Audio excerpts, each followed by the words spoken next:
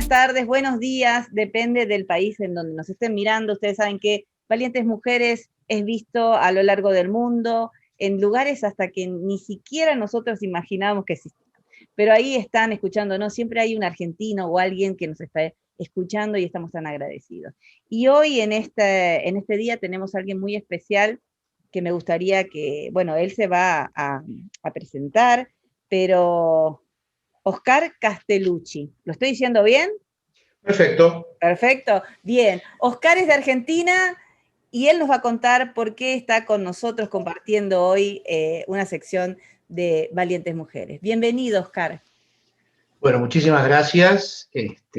La verdad que para mí es un placer muy, muy grande poder estar conversando con vos, con el grupo que trabajás, que hacen un trabajo, la verdad que maravilloso, tan necesario. Y bueno, te cuento un poco mi historia, les cuento a quienes nos escuchan. Yo soy, ahora no, ya estoy retirado, pero soy docente universitario, soy investigador en el campo de la historia, particularmente la historia de mi país, la historia de Argentina.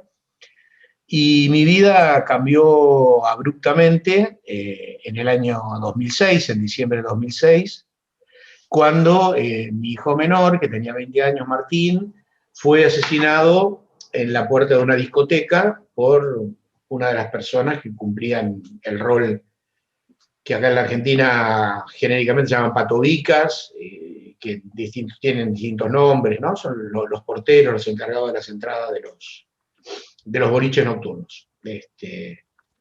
Martín fue agredido en un contexto muy particular. Él había ido a bailar con un grupo de amigos. En el grupo de amigos que estaba Martín, había un chico que era más morochito de piel, no tenía la apariencia de clase media, de tez blanca y rubio. No lo dejaron entrar, en un acto de discriminación que es frecuentísimo. Bueno, y yo a partir de eso descubrí que era cruelmente frecuente en esos lugares.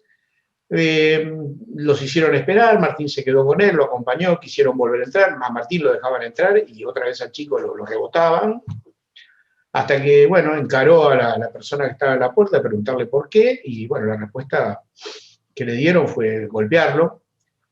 El tipo era boxeador, y Martín era alto, pero de contextura muy, muy flaquita, y lo golpeó en la cabeza mal, y bueno, el golpe en la cabeza le provocó lesiones cerebrales, y Martín falleció pocos días después, como consecuencia de esos golpes.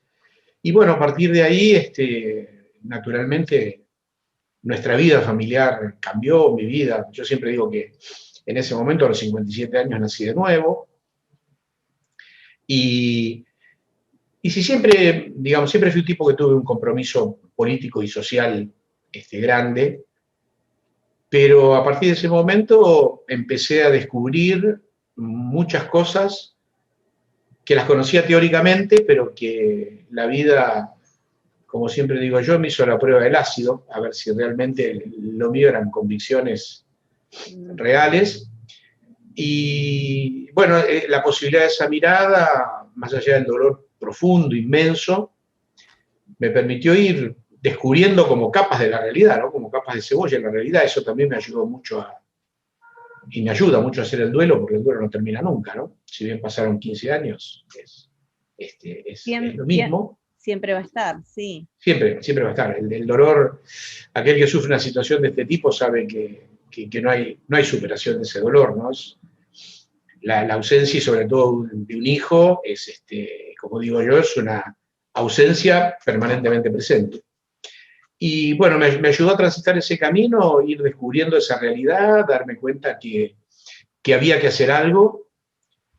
Viste que uno siempre dice, cuando pasa algo terrible, bueno, alguien tiene que hacer algo, y yo en ese momento percibí que yo era alguien, que nosotros como familia éramos alguien, y bueno, nos pusimos a trabajar, descubrimos un mundo muy duro, muy, muy miserable, muy, muy horrible de la nocturnidad, que cuando uno no le mete, viste que en la vida hay muchas cosas que a ustedes justamente les debe pasar, que hay cosas que en la vida las mirás superficialmente y cuando te tocan es como que te meten la cabeza abajo del agua y ves que abajo del agua hay otra realidad que antes no veías.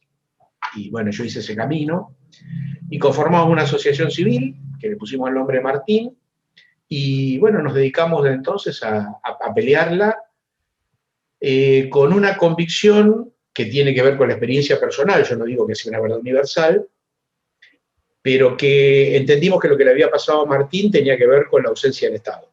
Sí. Digamos, ¿no? La falta de legislación, el incumplimiento de la legislación, el desinterés general por el que se cumpla, tanto por el Estado como por la gente común, y que teníamos que trabajar, que si trabajamos en contra del Estado no íbamos a conseguir nada. Yo lo que quería era, y lo que queríamos nosotros era que no hubiera otro Martín, y bueno, peleamos mucho, conseguimos la sanción de una ley nacional, que acá en la Argentina es la 26.370, que regula la actividad de este tipo de personal, como el que asesinó a Martín.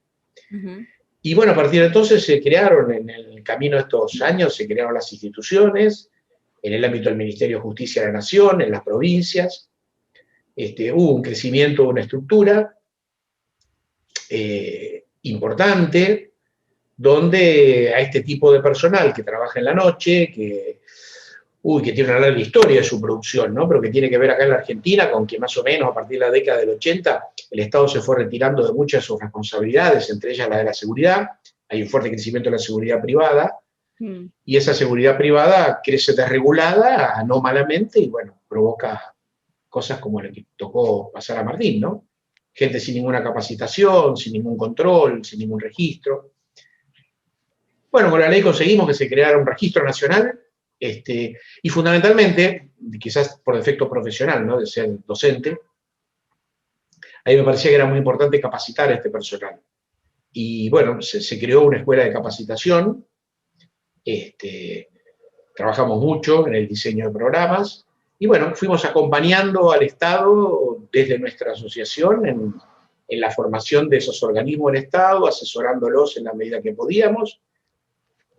Vivimos un largo proceso que fue muy interesante, que enseñábamos y aprendíamos, porque era novedoso lo que hacíamos, ¿no? No teníamos otros países donde fijarnos en modalidades. No solo novedoso, sino que la verdad fundamental y necesario, ¿no? Pues yo pensaba, cuando te escuchaba y pensaba cuando leía un poco lo del caso de Martín, ¿cuánto se tenía en cuenta en aquel momento, ¿no? Antes del hecho, a quienes contrataban, ¿no? Me estás diciendo que es un ex boxeador. Estamos hablando de una persona que tiene prohibida la mano, viste que esa famosa frase que dicen, menos mal que tienen prohibida la mano. ¿Entendés? Acá en este país lo mismo, y en todos los países tienen prohibido golpear, porque claro, ellos tienen una capacitación en ese sentido mayor que cualquiera de nosotros para dar un golpe. Y cuánto se tenía en cuenta, ¿no? Antes, a quién estabas contratando, y también el perfil psicológico de esa persona. O sea, hoy actualmente vos me estás diciendo que los capacitan y se está teniendo en cuenta también ese aspecto, ¿no? El psicológico. A ver, hay un cambio, se inicia un cambio positivo. Siempre que se inicia un cambio positivo y donde vos empoderás a sectores y donde generás ampliación de derechos, automáticamente hay una corriente en sentido contrario que lo bloquea, ¿no? Esto pasa en todos lados. La diferencia que ha transcurrido en estos 15 años es que ahora hay una ley, esa ley no solo obliga a registrarlos, para los que no conocen, digamos, viste, los oyentes universales son un poco más complicados, porque por ahí no entienden algunos términos, no saben lo que es un patobica, pero los que están en la puerta de los boliches acá son en general personajes o marginales o pertenecen a sectores muy vulnerables, o son lo que acá se llaman barras bravas, que son los hinchas de fútbol, los duros, los hooligans en otros lugares, o son personas que tienen un desarrollo exclusivamente físico, boxeadores, karatecas, gente que sabe golpear, de mucho físico, porque el objeto es ese. Nosotros en esto lo que hicimos fue introducir un cambio en el sentido que de apuntar desde el punto de vista teórico, después si querés te hablo de la realidad, Sí. que no es lo que quisiéramos, pero desde el punto de vista teórico de cambiar el rol del tipo que está en la puerta de un boliche, que dejase ser alguien cuyo objetivo fuese defender la propiedad privada, que para esto necesitábamos un tipo fuerte, fortachón, violento, capacitado para golpear, a que fuese un tipo que preservase la vida de aquellos que concurrían a un espectáculo público que era un baile. Este es el cambio conceptual al que impulsó la ley. Por supuesto, no solo se los capacitaba, y existe hoy todavía una formación, funciona bastante mal esto, te anticipo, pero hay una formación que hace, por ejemplo, eje en el tema de los derechos humanos, para poner a estas personas en situación de conocer, de poder entender lo que piensa el otro, de que el otro es un tipo distinto, que tiene derechos. Tiene una capacitación, digamos, que apunta muy, muy en este sentido, a que conozca sus derechos, a que conozca los derechos de los demás. Es un curso bastante intensivo, oficial.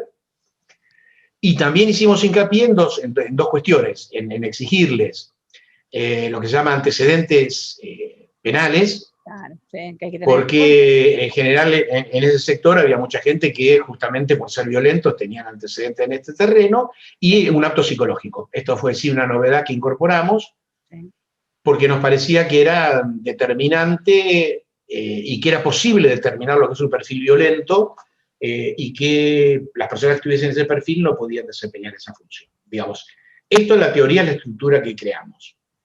Su aplicación, si querés después, si hay tiempo, te explico por qué es bastante eficiente, pero la gran diferencia es que a partir del accionar que llevamos a cabo en memoria de Martín, hay un corte en este sentido, digamos, ¿no? Lo que antes, la violencia que era habitual, invisible y llevada a cabo por cualquiera, hoy tiene por lo menos la posibilidad de una penalización y una serie de requerimientos que, aunque no se cumplan, ya es, digamos, es un delito no cumplirlos.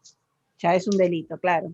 Sí, vos fíjate, yo estaba pensando, digo, creo que particularmente en todos los aspectos que tienen que ver laborales, tiene que haber una capacitación y tiene que haber también un reconocimiento penal, si la persona lo tiene, anterior, y también la psicológica. Porque el problema que yo veo en muchas situaciones de violencia, ¿no? Estas reacciones, vos me estás contando, quieren entrar a un boliche, para los que no saben, es un bar o un antro, como dicen en México, o en diferentes lados, un pub. Es simplemente querer entrar a un lugar para pasarla bien. Y te encontrás con un personaje como este que discrimina, como vos decís, por el color de piel, ¿no? Y que es muy, muy, muy común y muy característico de nosotros los argentinos, o sea, en Argentina. Yo lo padecí siempre. Yo soy de tez más oscura, aunque yo vine acá y la gente me decía, vos sos blanca, fíjate. Y yo le decía, no, pero yo soy, no soy morena. Y me decían, no, pero, perdóneme, pero usted es blanca, me decían, ¿no?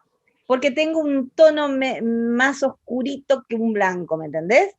Y allá yo lo viví toda la vida de niña, de adolescente, o sea, me decían, de hecho mi familia me dice negra, o sea, me dicen la negrita, en la familia soy la negrita, ¿entendés? Entonces, he recibido esos actos de discriminación, que porque por ahí era de tez un poquito más oscura, o el cabello un poco más oscuro, no, viste, y no tengo los ojos claros, quedaba como relegada a veces hasta de los juegos, con eso te digo todo, imagínate el padecimiento de muchas personas que tienen la tez mucho más oscura, no dejarte entrar a un lugar por eso, y tener una persona con una empatía como la que tenía tu hijo, increíble, esta palabra con la que yo me he enamorado hace un tiempo, la empatía que ha aparecido con el tiempo, que siempre estuvo, pero que ahora se le puede dar un nombre, tu hijo ya la tenía, qué maravilloso ser, de poder decir, no, escúchame, ¿por qué no lo podemos dejar entrar? O sea, ¿cuál es el problema?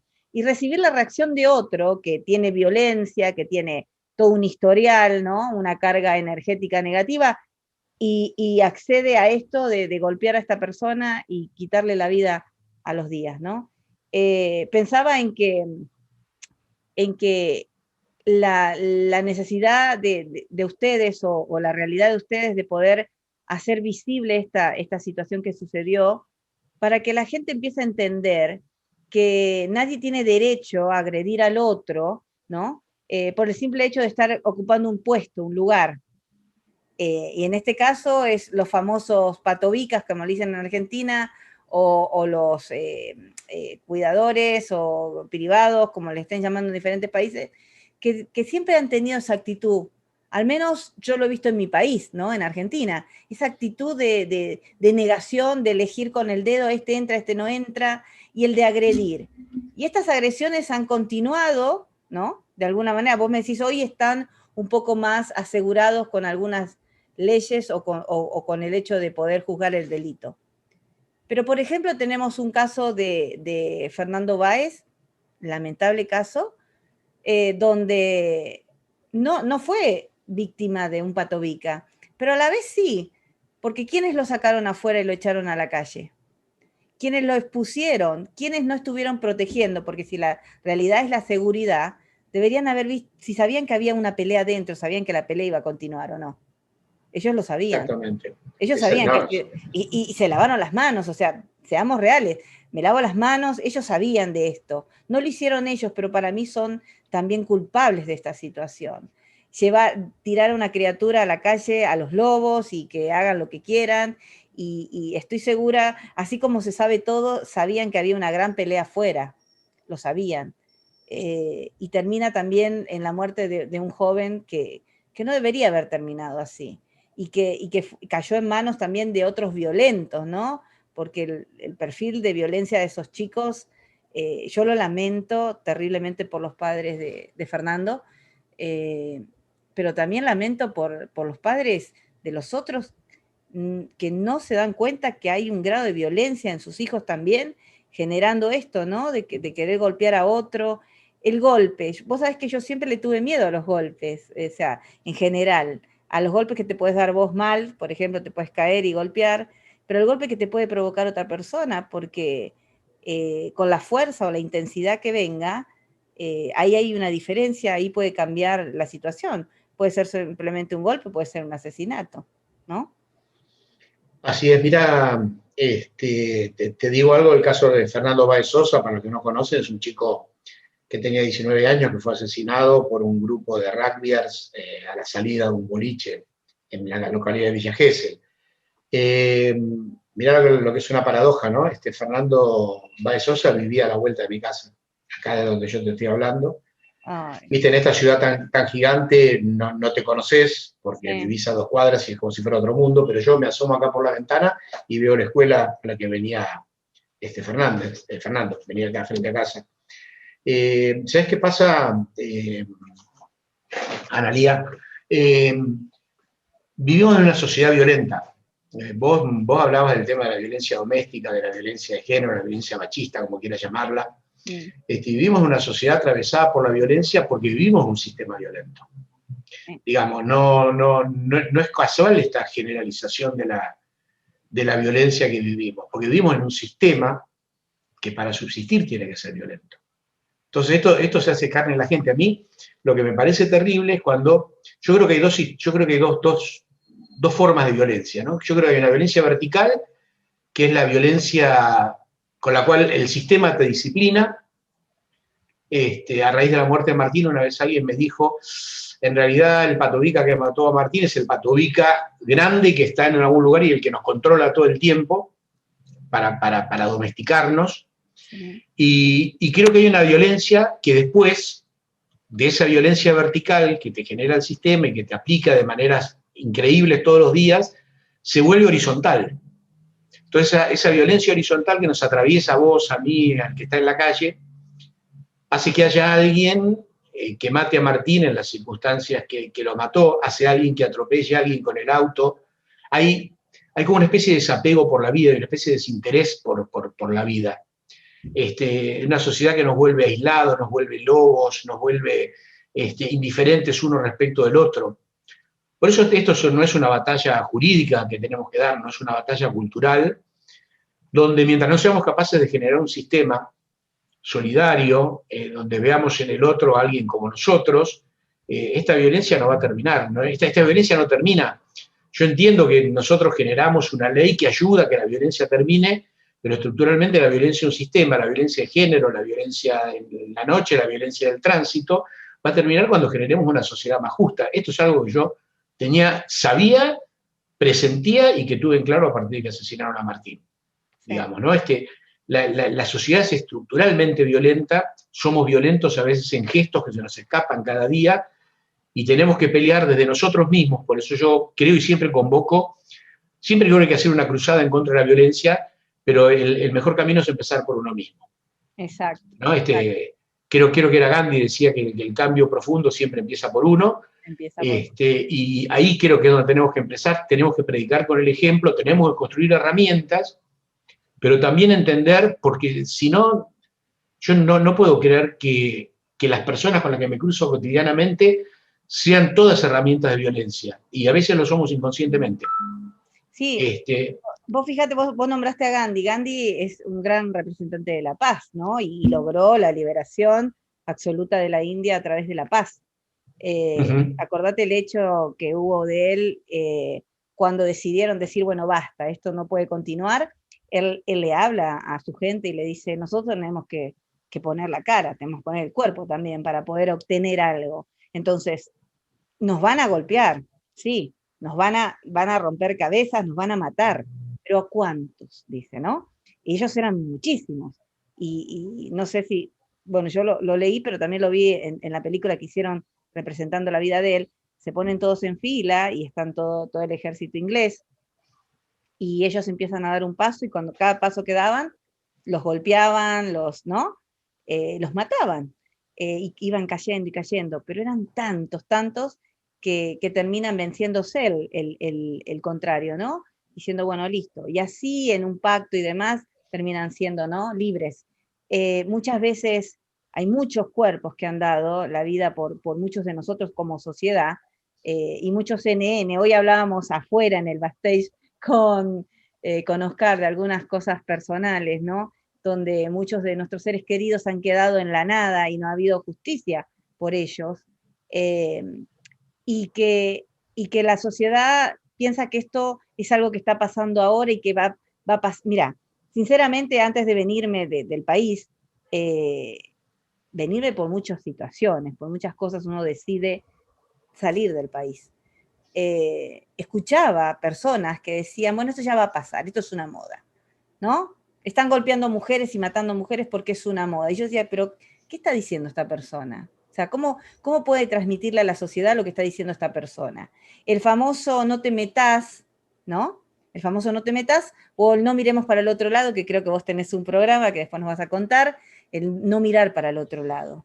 Si pasa algo, nosotros necesitamos meter el cuerpo también, y sabemos que muchos de nosotros tal vez perdamos, pero alguien lo tiene que hacer, o sea, esa necesidad de tener que hacer algo. Creo que tanto tu asociación como varias de las asociaciones con las que yo converso o tengo como amigas, todo ha empezado por tenemos que hacer algo, ¿no? No callarnos, no quedarnos. Estamos en una sociedad donde mira para el otro lado. Yo desde muy chica escuché, y porque yo nací unos años antes de la época del proceso militar, y me crié en ese proceso militar, en parte de ese proceso militar, donde yo escuché muy comúnmente decir algo habrán hecho, ¿no?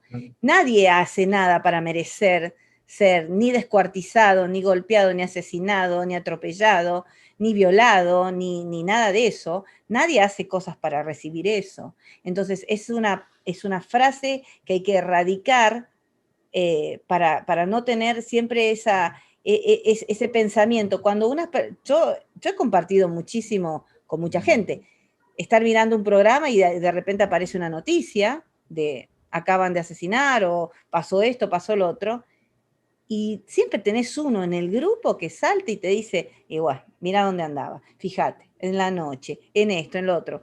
¿Por qué no pensar en el momento, tocarse la mano en el corazón y decir, qué lamentable lo que está pasando, hagamos algo, no puede seguir desapareciendo gente de la tierra de mano de otra persona, ¿entendés? Que ha decidido salir a la calle y no importarle, como vos decís, no importarle nadie, pasar y atropellar a una persona y dejarla tirada en una calle sabiendo que la atropellaste, yo me pregunto, ¿no? Me pregunto, ¿cómo sigue esa persona? ¿Qué piensa? ¿Qué es lo que cree que puede lograr haciendo esto? Es lamentable, muchos de nosotros hemos tenido que atravesar por la muerte de seres queridos. Eh, y me preocupa lo que pasa en la sociedad cuando hay tanta indiferencia, cuando hay falta de empatía. Yo soy docente de niños chiquitos. Y cuando vos decías hoy, tienen que pensar lo que le pasa al otro porque el otro es igual que yo. Los niños se van reconociendo de a poco y hay una estadía en el momento cuando tienen más o menos 1 año y 2, que es la estadía del espejo. Cuando ellos se ven, se empiezan a reflejar físicamente y se ponen a ver y se dan cuenta que tienen manitos, que tienen cabeza y demás. Esa estadía les ayuda también a mirar y a visualizar que tienen pares, y esos pares son parecidos a ellos y son de la misma estatura, hablan igual, tienen chupete, ¿no? Comparten la mamadera. Entonces ellos empiezan a darse cuenta que hay pares alrededor. Como yo sé que tengo pares de mi edad, vos sabés que tenés pares. Ellos también empiezan a reconocerse como que hay una mini sociedad, ¿no? Estos son, mira, estos se parecen a mí. Estos no son mamá y papá, no son el tío, no son aquel. Son parecidos a mí. Entonces hay un reconocimiento. Y lo que nosotros enseñábamos en ese momento era, si vos le pegás al compañero, el compañero llora, le duele. Si a vos te pegan, ¿te duele? Si te hacen así, si te empujan, si te saco la mamadera de golpe, el juguete. Entonces los niños de a poco van viendo, diciendo, sí, si él me saca el chupete, a mí me agarra la rabieta, me enoja o me duele, si me muerde, entonces no lo voy a hacer al otro porque el otro. Tratábamos de que identificaran eso, ¿no? Si lo que vos le haces a otro, te lo hicieran a vos también te va a doler. Y creo que desde ese punto los niños iban viendo que tenían que respetar al otro porque el otro también era como ellos, tan tangible y tan, ¿entendés? Eran carne y hueso igual que ellos. Y a lo largo de los años podíamos ver la diferencia de estos grupos con otros grupos que tal vez no pasaban por mi mano o la mano de otra maestra que utilizábamos estos métodos, ¿entendés? Veíamos la diferencia de calidad humana que se iba trasladando a través de los años en estos niños. Niños con más empatía, niños con más respeto al entorno, al otro, al escuchar, a la opinión, al sentirse contento cuando el compañero lograba algo bueno. Y creo que ese es el camino para poder empezar a cambiar las sociedades. Ahora, si la sociedad comienza desde niño, el pobrecito, lo maltratan, lo tratan mal, le viven pegando, ve golpes, escucha insultos diarios, hay toda una violencia y demás, como vos decís, desde el acto de entrar a tu casa, abrís la puerta y golpeás la puerta, venís enojado de la calle, ¿no? Y vos ya la familia adentro ya está predispuesta a que, ya viene enojado, algo pasó, no hablen, no digan, chicos, cállense la boca, ¿no? Porque llegó papá. Si empezamos así, obviamente, ese niño que aprende a que está bien golpear Eso, la puerta, está eso. bien gritarle a la mamá, sentarse y decir, ¿dónde está la comida? Sin pedir, sin contar qué me pasó en el día, ¿no? Creo que, al menos es mi visión, vista como docente y como mamá, como mujer o como ciudadana en sí, de que la violencia que estamos viviendo hoy, o las personas que son violentas, es porque está pasando esto.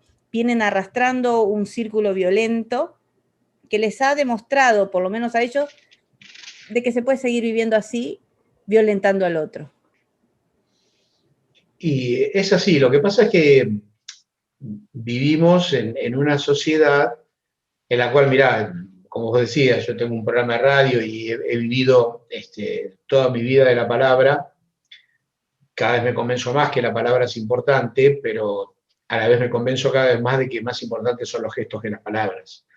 Yo he sido docente en la universidad durante 35 años, con una cátedra muy, muy, muy multitudinaria, y siempre tuve en cuenta que más importante que lo que yo decía eran los gestos que yo tenía.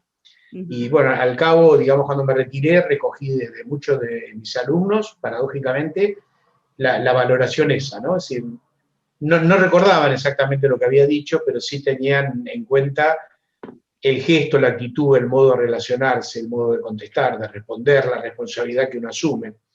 desde ahí yo te digo que es importante lo Exacto. que cada uno hace, ¿no? Tener en la cotidianidad. Yo respecto del tema de la violencia, aprendí a ser un cultor de la no violencia, ¿no? Porque entiendo conceptualmente que más allá de la bronca que te genera todas estas cosas que ves y nosotros estamos insertos socialmente de un modo del cual somos privilegiados respecto de tantísima gente, y sé que hay muchos que no están en las condiciones en que estamos nosotros, que se les vuelve insoportable la situación por la cual atraviesan, y a ellos, digamos, apunto muy específicamente en cuanto a la respuesta no violenta, porque la violencia siempre, en definitiva, se ejerce sobre los más vulnerables. Sí. Que son los que reaccionan, porque son los que padecen más esa violencia vertical, son aquellos que, cuando generan violencia, recae sobre ellos más la violencia del sistema. Sí. Yo también creo que hay límites. Yo creo que hay límites hasta las concepciones religiosas lo han entendido de esta manera, ¿no? Yo creo que hay un límite al sometimiento y a la explotación que justifica la reacción, pero que están muy en el límite. Creo que antes tenemos que intentar todas las variantes posibles por construir una sociedad distinta a partir de los gestos, que es no compartir, no difundir, no multiplicar la violencia, empezando por tu casa, por tus hijos, por tus nietos, por tu vecino, y desde ahí empezar a cambiar de voz y buscar cambiar al mundo hasta donde pueda llegar. Pero yo creo en esto, te aclaro, por eso te digo, creo que esto tiene un límite, pero siempre, digamos, hay que precaverse de la violencia, preservarse de la violencia, porque siempre cae sobre los más vulnerables, siempre. Más vulnerables, y vos sabés que por lo menos, bueno, a mí me gusta mucho la historia del mundo, me gusta la historia universal y soy una gran lectora de eso desde muy chica, investigo, me gusta leer, y también me gusta mucho la historia de nuestro país. Así que yo, como alumna en historia, era, mirá, la mejor. Era adorada por los profesores. No, pero vos sabés que también me gusta mucho la historia de las sociedades, ¿no? Cómo las sociedades se fueron formando y armando. Y cuando tenés la posibilidad, por ejemplo, por lo menos en mi caso, de poder conocer personas de otros países, como de Guatemala, de El Salvador, México, Costa Rica, Puerto Rico, bueno, es impresionante la cantidad de gente que hay, por lo menos acá donde yo estoy, en St. George, Utah, hay una gran variedad como yo digo, de la comunidad latina que existe acá, colombianos. Bueno, cuando vos conversás con ellos, yo tengo la oportunidad de conversar con ellas, sobre todo con las mujeres, y también ver el perfil del hombre, empiezo a notar y a darme cuenta, bueno, hay una gran sumisión, por ejemplo, ¿no? Hay una forma muy sumisa de ser, cosa que no somos las argentinas, por ejemplo. Vos imaginate que yo soy como, viste, un destello al lado de ella. Yo, viste, no tengo problema, yo te hablo, vamos, venimos, chicas, que esto, que lo otro. Me ha costado mucho también hablar con ellas porque tengo que manejar mi vocabulario diferente, porque hablan de otra forma, ¿entendés? Hablamos español, pero te puedo asegurar que no te entienden, ¿entendés? Al grado que una vez una chica, ¿no? Una cosa así, una chica estaba hablando, argentina, y otra señora estaba al lado y la agarraba a una y le decía, dígale que yo no hablo inglés, ¿no? Y entonces dice, discúlpeme, dice que ella no habla inglés. Entonces, esta persona argentina dice, pero yo estoy hablando en español, yo no estoy hablando en inglés en este momento. Entonces dijo, no, ella está hablando en español, ¿no? Fíjate vos al grado que no nos entiende. Te entiendo perfectamente. Claro, y entonces una tiene que andar buscando palabritas y escuchándolas o hablar más. Yo aprendí a hablar más lento. Y más despacio. Slow, ¿viste? Bajar el tono, porque cuando yo hablaba acá era violenta, ¿entendés? Yo hablaba así fuerte, como hablamos los argentinos, son muy expresivas, mover las manos, ¿viste? Y entonces, está enojada, Analía está enojada, decía, no, yo estoy enojada, o sea, entonces tuve que empezar, ¿viste? A manejarme, y ¿sabés qué? Tuve que volver a recordar cuando trabajaba con los niños, la forma de trabajar con los nenes, que le hablaba suave, ¿viste? Que te enseñan a hablar, y demás, y cómo hacer una bajada para los niños. Bueno, tuve que empezar a hacer una bajada con los adultos, tuve que empezar a bajar mi nivel de todo, ¿viste? Pues somos muy, la verdad los argentinos somos así como atropellados para todo. Y empecé a notar que la sumisión que tienen al hablar, al contarte desgracias, desgracias, mujeres que atraviesan el país por un desierto terrible y donde son maltratadas, violadas, ¿no? Un montón de cosas que atraviesan para poder llegar acá, o que vienen de otros países como El Salvador, Guatemala, Nicaragua, pero cuando te lo cuentan de una forma tan natural y lo cuentan con ni siquiera hay un dejo de odio ni de resentimiento por lo que les han hecho, ¿no? Y vos ves que ellas continúan su vida disfrutando de lo que hoy tienen la posibilidad de poder vivir mejor, comer mejor, vestirse mejor o lo que sea. Y hacen como de cuenta que eso ya pasó, ahí quedó, y si les vuelve a pasar, es como volver a ponerse un traje de nuevo, bañarse, ponerse un traje y volver a salir. Y yo notaba, y es muy característico de ellos, ¿no? De la mayoría de los países que te acabo de nombrar. Y eso a mí me hizo ver que la violencia que se le genera a ellos en sus países no tiene que ver con ellos, sino como lo que vos me decías hoy, tiene que ver con el Estado y tiene que ver con los que lo gobiernan. Ellos los gobiernan a través de la violencia para que estas personas no piensen, para que estas personas no avancen, para que estas personas no progresen, para poder tenerlos sometidos a los designios que ellos quieren y o vivir de ellos, ¿no? Económicamente, porque son los que son la mano de obra barata que trabaja y trabaja y trabaja y solo da, pero nunca recibe, ¿entendés? No recibe. Viven en sus países con lo más mínimo que vos te podés imaginar de dinero y vos decís, y ellos viven. Y sobre todo hay algo, bueno, actualmente viste lo que está pasando en Colombia. Ujú. Yo conozco muchos colombianos acá, pero en especial viendo un informe con respecto a ellos y hablando con ellos, tienen una característica diferente a muchos países que tiene que ver con la conciencia de muerte. Ellos son muy conscientes de la muerte y cuando yo vi esto dije, ¿cómo la conciencia de muerte? Sí, la conciencia de muerte, ellos saben que mañana no van a estar, pueden no estar, pero no por lo que está pasando en Colombia hoy, sino por lo que ya estaba pasando, porque tenés sicarios, porque tenés paramilitares, porque tenés la FARC, porque tenés un montón de grupos que te llevan a la muerte constantemente, ¿no? Y entonces ellos despiertan el día sabiendo que pueden morir y entonces viven de lo máximo que pueden y lo mejor que pueden. Y la forma en que hablan y se manejan es una forma tan dulce y tan cálida como personas que es imposible que vos no te enamores o no quieras a un colombiano, porque son, mira, gente tan hermosa y tan violentada y tan agredida y tan sometida que vos decís, ellos no tienen esa cosa de salir a querer matar y destruir al otro. Por eso me preocupa mi pueblo argentino. Me preocupa porque tenemos violentos reales, ¿entendés? Gente que tal vez ha pasado hasta, mira, creo que ni la cuarta parte algunos de lo que esta gente en estos países pasa. Y salen a matar, ¿entendés? Salen a pegarle a un perro, salen a patear tachos, salen a, ¿entendés? Yo te lo digo porque lo he experimentado en estos años viviendo en este país y conociendo la comunidad latina y tratando de enfocar lo que conozco de mi país, que viví 44 años en Argentina y conociendo la violencia en Argentina también, palpándola. Yo entraba a las villas en Argentina, la Villa La Cava, cuando tenía 17 años a trabajar, a hacer trabajo social, siempre hice trabajo social. He entrado a muchísimas villas en Argentina, he trabajado con gente violenta o con mujeres que han sido agredidas. He visto a lo largo de mi vida cómo esas mujeres han sido asesinadas también por la violencia de género. Eh, y, y por eso te digo, cuando vos me decías esto de se llega a un límite, ¿no?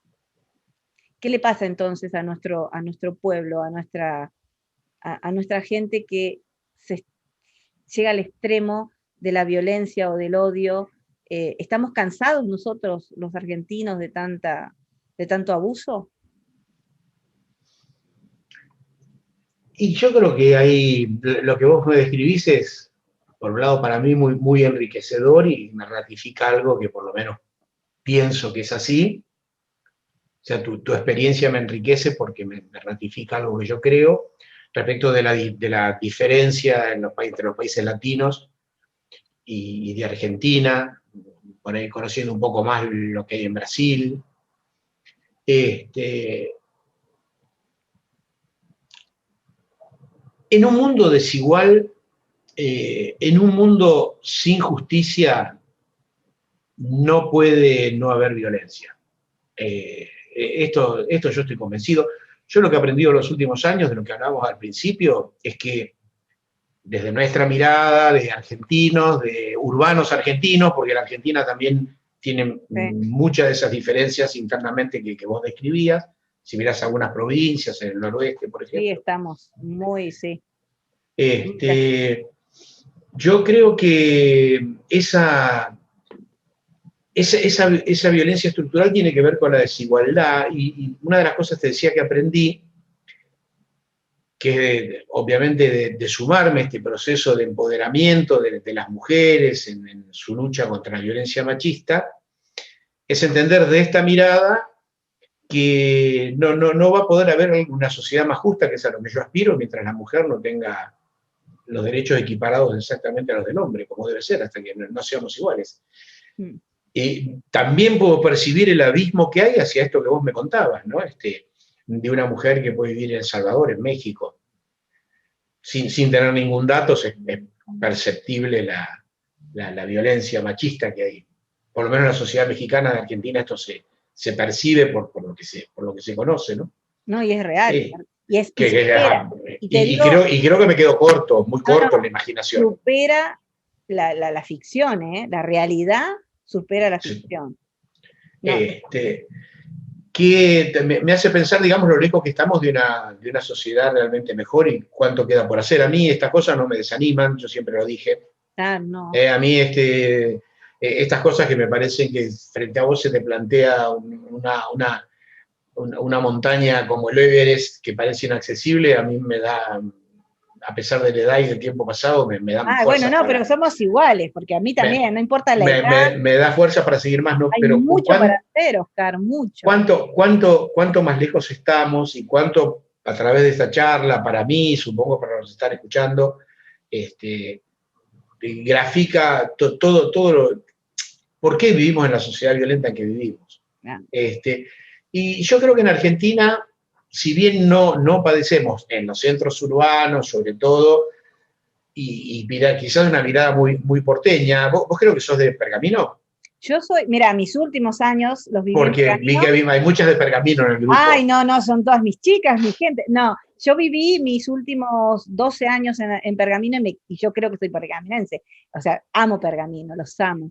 Nací en Eh, Tigre, yo soy de Tigre, de la ah, ciudad de Tigre, ahí nomás, cerquita del río, de la costa, ¿viste dónde está Parque de la bueno, Costa? por eso ibas a la Cava, que es ahí de la zona de San Isidro. Claro, sí, a todas las villas me conozco todas. Siempre me interesó mucho lo social, no sé por qué, desde muy chica. Mi papá, que en paz descanse, un gran generador de ayuda, un hombre con un corazón enorme, que siempre hacía cosas, entonces yo siempre estaba enganchada con él y nada, viste, en el Tigre había mucho para hacer, mucho para hacer. Estábamos hablando de las islas también, íbamos a hacer cosas a la isla, donde, bueno, había muchas necesidades. Bueno, la Cava en sí, porque es una de las más grandes de las villas que hay allá en la zona norte, pero también, bueno, muchísimas otras más chicas, la de San Fernando, bueno, viví un tiempo en San Fernando, cuando mi primer matrimonio estuve en San Fernando, eh, y, y bueno, he vivido por muchos lados, en Pacheco, conozco Pilar, o sea, Benavides, he estado en José de Paz, San Miguel, viví en Rosario. O sea, yo he vivido en muchísimos lados, ahora mi último pasaje, espero que sea acá en Estados Unidos, y si no, mi gran deseo es vivir en Europa, así que trasladarme a España o a Italia, ese es uno de mis deseos. Pero soy una persona que conoce mucho Buenos Aires, lo conozco a mi país, conozco Santiago del Estero, he estado en Santiago del Estero, trabajando en Santiago del Estero, ya te digo, con las comunidades, en Neuquén, en diferentes provincias, en Córdoba, porque siempre me interesó saber cómo poder, ¿viste el famoso que dicen roce social? Sí. Para mí es fundamental el roce social.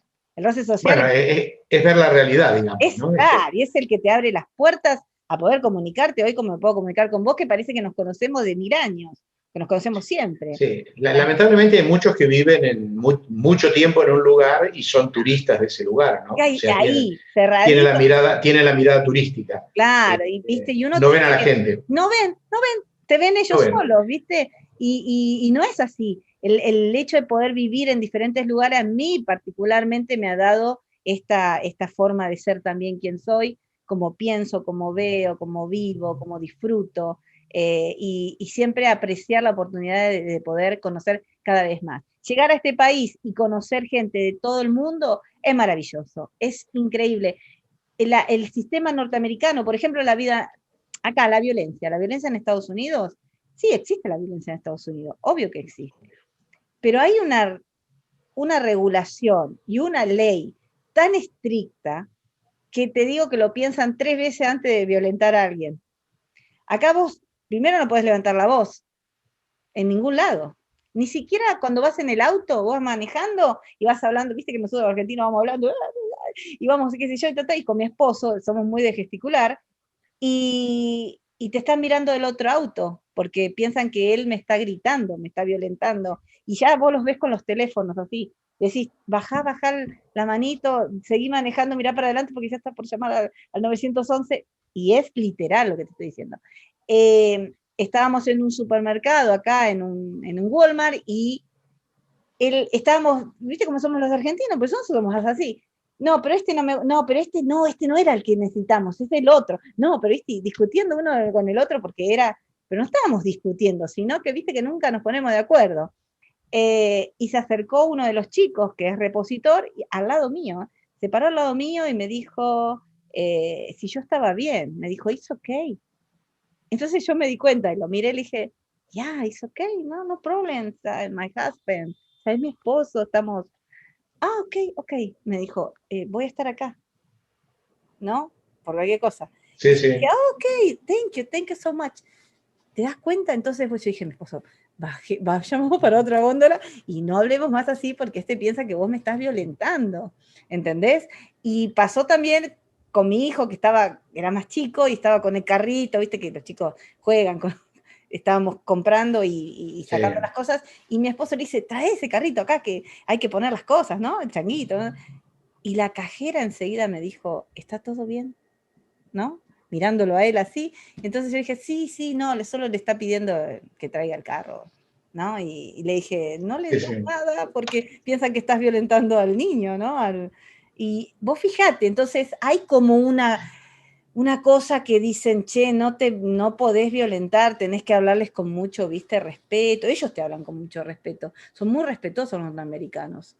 Sacando todo eso que puedas llegar a ver en televisión, que siempre te pasan lo malo, pero Bueno, acá la lógico. gente te saluda. Vos vas en el auto y salís de acá y los vecinos que ni conoces, porque acá no conoces a nadie, ¿eh? Acá no es Argentina, no sabés ni quién vive al lado tuyo.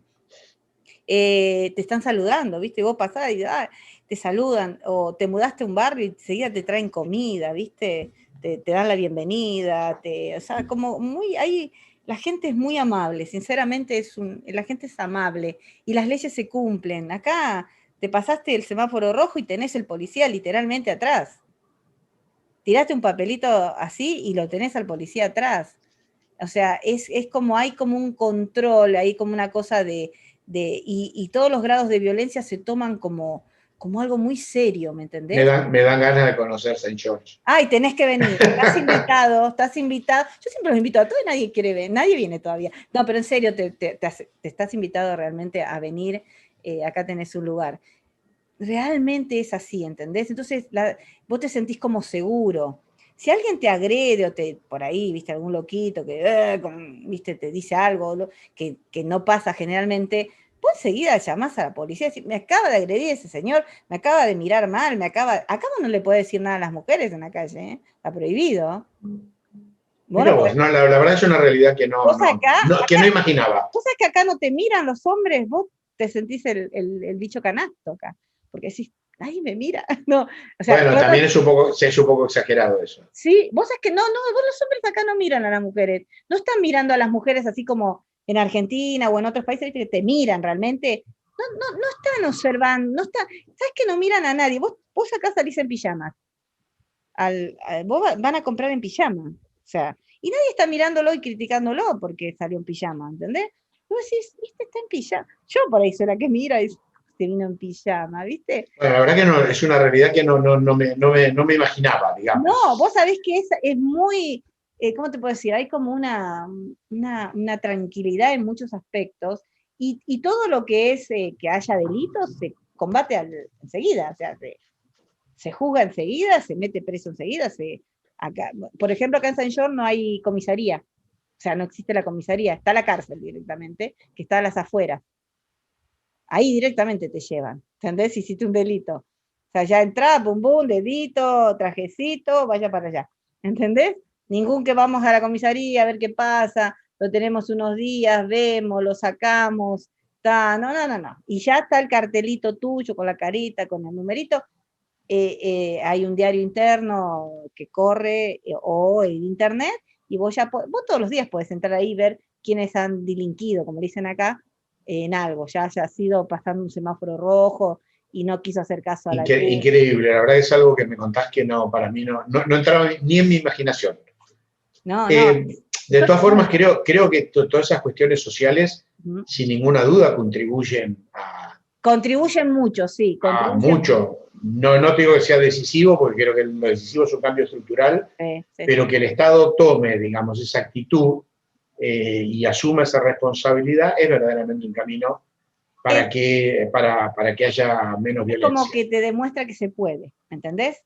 Se puede trabajar de esta forma, se puede generar seguridad al pueblo, se puede demostrar que tu acto, por ejemplo, si vos sos violento o tenés ya el grado de poder tener algún indicio de eso, saber que no lo podés hacer o no lo tenés que hacer también, ¿no? Porque no es solo no poder, sino que no lo tengas que hacer, que no sea una necesidad tuya violentar al otro, ¿entendés? Sí, yo digamos, que por la naturaleza humana, digamos, obviamente el delito es inevitable Uh-huh. Sí. por más control y por más penalización que haya. Sí. Pero creo que el Estado tiene sí una altísima responsabilidad, también los ciudadanos, Uh-huh. en su organización para bajar esos límites de violencia que evidentemente son distintos. Esto que vos me describís de ahí del condado, es distinta a la realidad que se vive en los centros urbanos de la Argentina, a lo que se vive en localidades del interior de la Argentina, a lo que se vive en la capital de El Salvador y en lo que se debe vivir en Sí. algún pueblo pequeño del interior, digamos, ¿no? Sí,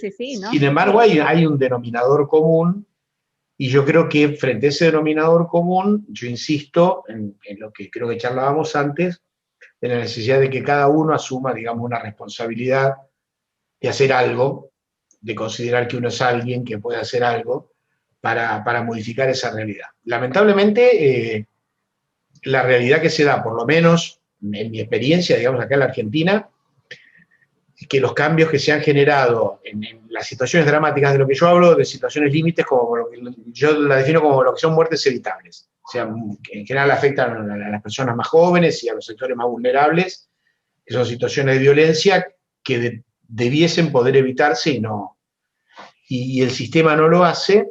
Acá lo que ha habido, y vos quizás lo viviste en los últimos años que estuviste acá, o no, porque te fuiste hace un tiempo ya, pero es que a partir de todas estas injusticias, como la que nos tocó vivir con Martín, y que se reproducen todos los días en distintas situaciones, es que acá se ha conformado hace más de una década, pero 2 décadas, pero hace una década con más fuerza, es la formación de organizaciones civiles que se nuclean en función de alguna situación de este tipo para generar modificaciones. Yo creo que esto no sé si es común a todo el resto de los países, acá en la Argentina y sobre todo en Buenos Aires, pero en la Argentina en general, Cuando pasa una situación dramática de este tipo, muchísimas veces las familias se organizan, se autoorganizan, generan asociaciones y buscan a partir de la acción con esas asociaciones de generar cambios. Nosotros, bueno, impulsamos modificaciones de la ley. En general, esto lleva a que muchos grupos realicen tareas sociales. Es muy frecuente que esto suceda. Y que tiendan a generar nucleamientos amplios y a hacer una especie de voz que en general es recogida por los medios. Cuando formamos nosotros la asociación allá en el 2006, ahí empezaron a tomar fuerza, digamos, no por nosotros fuimos parte de ese efecto, de que la gente empezó a comprender que frente a la ausencia de un Estado que miraba para otro lado, frente a la falta de leyes, frente al desinterés de la clase política, frente al desinterés de determinados sectores, organizarse y hacer un poco de barullo hacía que los medios te dieran alguna bolilla, y cuando los medios te daban alguna bolilla, se empezaba a desandar una cadena que te llevaba a que, lamentablemente, la fuerza de seguridad te den bolilla, lamentablemente a que el Poder Judicial te diera bolilla, y esto no te garantizaba ningún resultado positivo, pero sí cambiaba la ecuación del desinterés del Estado por estas cuestiones. Entonces, acá es como que creció una conciencia de que el tema de organizarse es positivo para generar este tipo de cambios. Hay muchísimos, nosotros estamos muy intervinculados con grupos de este tipo. En general nosotros propendemos también aquí hay una costumbre, por ejemplo, que estas organizaciones se sectorizan cuando hablamos de muertes evitables y de pérdidas de seres queridos, en general se sectorizan, ¿no? Los que son víctimas de tránsito, los que son víctimas de violencia institucional, lo que se llama gatillo fácil, o distintos tipos. Nosotros tratamos de borrar esas diferencias temáticas y pensamos que siempre la muerte sobre todo una persona joven, que violenta, digamos, la normalidad de la vida, que indica que los hijos entierran a los padres y no al revés. Sí. Estas organizaciones se han multiplicado, se nucleen, y algunas tengan incidencia en los medios y en el manejo de las agendas políticas. Es algo que te digo como experiencia. A nosotros nos llevó a tener un programa de radio, como lo mencionabas antes. Sí. Se llama No mires para otro lado, precisamente. Hace muchísimos años que tenemos el programa, pero pila de años, más de 12 años, que estamos en el aire. Salimos por una AM, más todas las posibilidades que te dan ahora las redes de multiplicar, ¿no? Sí. Pero nos parece que ese es un camino en este punto que nos llevó, bueno, a conocernos, de intentar generar un cambio, digamos, ¿no? De no ser indiferente, de aprovechar, entre comillas, la posibilidad que te da. A veces el dolor es tan grande por la pérdida de un ser querido que te voltea. Nadie está obligado a ser un duro y un héroe, pero si lo podés hacer, creo que esto genera cambios, ¿no? Y esto que nos juntemos y que, bueno, a través del Facebook nos hayamos podido conocer, sí, y poder multiplicar, y que ahora nos esté escuchando alguien, andá a saber dónde. Mira, vos me preguntabas si había asociaciones en otros países. Sí, está lleno, aunque vos no creas, con esta página he entrado, pero bueno, en lo que es Centroamérica, Latinoamérica completo, Guatemala y demás, pequeñas agrupaciones de asociaciones que están en contra de la violencia de la mujer, en contra de la violencia en general. En México es increíble, aunque no creas, en México yo los aplaudo, tengo muchas amigas mexicanas, tengo una colaboradora que tal vez, ahora dentro de un rato tenemos un programa con ella, Alejandra Trejo, después si la querés buscar, es una sobreviviente de violencia doméstica, con una historia muy fuerte, que vivió acá en Estados Unidos, secuestrada por el esposo, y bueno, ahora está en México otra vez, y ella, que es una de nuestras colaboradoras, está trabajando muy fuerte en México, con todas las asociaciones de diferentes pueblos y demás, con respecto a esto. Es increíble la movida que hay, cómo se está levantando el pueblo mexicano para decir basta, como vos decías hoy, basta, hay un límite que podemos soportar. Hemos hablado con las personas que están trabajando, hay un lugar que se llama, bueno, un grupo Tejiendo Pueblos, que trabaja con las trabajadoras sexuales de México, con la problemática que hay a partir del COVID, de la pandemia, también con Brigada Callejera, que es otro grupo que trabaja con Tejiendo Pueblos en México, donde ellos también trabajan sobre la trata de mujeres y con las trabajadoras sexuales que ya no tienen posibilidades de seguir trabajando, de vivir, por las enfermedades, un montón de cosas. Tenemos a Kenia Cuevas, toda la gente que te estoy nombrando está en nuestra página con las entrevistas.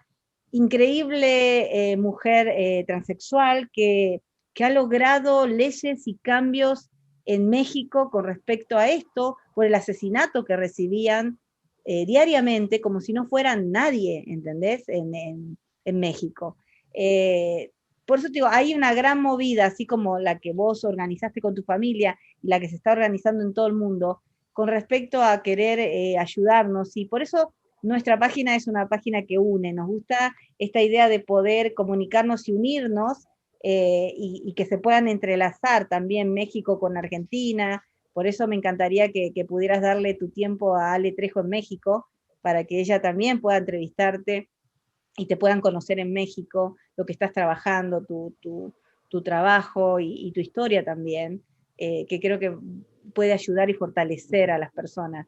Y sí, nos ven de muchos países, nos ven hasta de Suiza, nos ven hay un país que se llama Chemen, que queda cerca de China, ¿viste? Y decimos, ¿quién estará ahí mirándonos? Y nos mira todos los días, ¿entendés? Y vos decís, Sí, ay, sí. debe, no, o es un argentino o alguien que habla español, porque nosotros lo tenemos traducido en otros idiomas, pero no sé si en ese, ¿viste? Entonces, la verdad que es muy interesante que nos puedan escuchar y ver en todo el mundo. Para mí es emocionante, para mí es poder que el trabajo sirva, de que nos escuchen, nos conozcan, nos vean.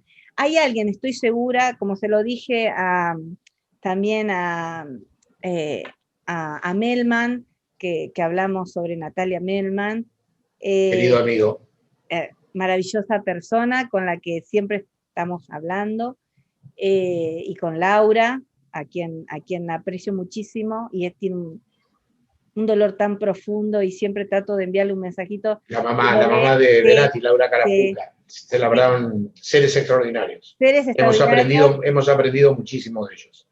terriblemente de ellos, y te digo que es como muy fuerte. Le decía yo a él, hay gente que necesita escucharte, hay gente que necesita tal vez de tu postura, de tu visión, de tu dolor, para ver cómo lo transitaste, para poder llevarlo. Y creo que hoy, Oscar, pasa lo mismo con vos. Creo que la gente que de otros países te pueda escuchar, diga, bueno, a mí me sirve lo que dice Oscar, me sirve el trabajo de Oscar, lo que están haciendo, su visión. Y lo mismo, hemos estado hablando con Roberto Piazza con respecto al abuso infantil, y también su visión con respecto a esto, ¿no? También, y todavía sigo lamentando porque tengo una entrevista que la tuvimos con, con este chico Benvenuto, que sacó la red de pedofilia tan grande en, en Argentina. Hicimos una entrevista maravillosa y me quedó, no sé, son esas cosas me quedó clavada en la computadora y no la puedo sacar, o sea, no la Sí, puedo. cuestiones de la Y tecnología. vos decís, hasta ahora, y esto hace como 2 o 3 meses, y estamos tratando de De sacarla, recuperarla. y no puedo todavía. Entonces, bueno, vamos a ver si podemos hacer una nueva con él con respecto a la pedofilia, y es un tema muy, muy fuerte, y trabajando con las mamás de pañuelos amarillos en Argentina, con Colomba Nazca, con la Asociación Civil de Córdoba contra la mujer, contra la violencia de la mujer, con Gabriela Moreno. O sea, esto sirve, Oscar. Yo siento que sirve. También Sin duda, acá sin en duda. Estados Unidos está Claire Brenigan, que es una antropóloga social maravillosa, que viaja mucho a la Argentina. Le voy a pasar tu dato para cuando ella vaya, porque ella es la madrina de Natalia Melman, del grupo de Natalia Melman, Ajá. y realmente muy interesada, y ella está trayendo acá, como grupo internacional, está haciendo una mesa internacional con respecto a la violencia en Latinoamérica, para poder ayudar desde Estados Unidos, ¿entendés? A lo que se necesite con respecto a la violencia. Esto te digo, Analía, es un trabajo imprescindible. Alguien me dijo alguna vez cuando empecé a hacer estas cosas, yo además también tengo esta especie de, casi de manía de intervincular grupos, Sí, que era como que era una especie de tejedor de patchwork, ¿viste? sí, Los cuadraditos con los cuales sí, vas haciendo, es un pequeño cuadradito y juntás muchos, es una sí. manta, ¿no? Y vos me hablás de uno de los grupos que me mencionaste, nosotros tenemos acá un pequeño grupito, que no es casi un grupo WhatsApp, en el cual nos sirve para el apoyo, que se llama Tejiendo Redes, Ajá. justamente. Vos me hablabas, Tejiendo pueblos. donde tejiendo pueblos, bueno, tejiendo redes, en la necesidad de tener que juntarnos, primero porque te sentís menos solo. Sí, Es decir, sabes que alguien en un lugar está dando la misma pelea que vos, que no estás tan loco, ni estás tan fuera del mundo, y la solidaridad, viste, las redes ahora nos permiten ser solidarios. Antes era con el vecino, con el del barrio al lado, ahora podés estar con ese lugar, con Chemen, que no conozco. entra al mundito, ¿viste? Que tenemos en la página. Sí, Entras al mundo, ahí dice, creo que localidades o location, lo que sea, sí. y ahí entras y ahí vas a ver todos los países que nos están viendo, eh, y ahí vas a ver, Así marca que ahí vas a ver. yo quedo, digamos, a entera disposición de quien vos dispongas, y Buenísimo, gracias. porque creo en esto. Nunca me lo planteé a nivel internacional porque no se daba la posibilidad. A veces es difícil acá en la Argentina mismo. Ujú. Una de las cosas positivas que trajo esta desgracia que nos toca vivir universalmente, que es la pandemia, es el desarrollo de las redes y esta posibilidad de intervincularnos por Zoom o por Meet. Sí, Bueno, esto por lo menos te acerca, es como es novedoso, para nosotros por lo menos acá es novedoso. No era frecuente antes de la pandemia. Y bueno, utilizar esto en todo lo que sea necesario, yo me sumo, no, podés contar conmigo y cuento, por supuesto, con ustedes este, para para, cuando quieras, para estamos este trabajo. disponibles para apoyarte, para lo que vos necesites, acá estamos, Valientes Mujeres. Y bueno, buenísimo, Gustavo Melman, me faltaba el nombre, Gustavo Melman Gustavo Melman, sí, y sí. Lucas Benvenuto, él. Bien, porque yo tengo tantos nombres y tantas cosas que me olvido los nombres. Estoy grande ya, por eso el problema es que cuando uno está grande, No ¿viste? se nota, No, no se nota. uno está grande, ¿viste? Y ya se pone así que se olvida las cosas. Pero te digo que muchísimas gracias entonces por este tiempo, por habernos conocido, gracias a la pandemia que me ha hecho conocer gente maravillosa en diferentes países, trabajar con estas personas, estar, como vos decís, intercomunicados todos. La idea que tenemos nosotros en general, con todos los que hemos hablado, es poder ayudar para proclamar una ley internacional que tenga que ver con la violencia, con la no violencia, tratar de ver todos los puntos que se están trabajando en diferentes lados, y creo que no es casualidad y todos nos vamos conectando de diferentes formas para poder hacer algo, ¿no? Que el mundo sepa que hay muchos que queremos hacer, que el mundo sepa que hay muchas personas que creemos que las cosas pueden cambiar. Este mundo continúa porque hay mucha gente haciendo algo.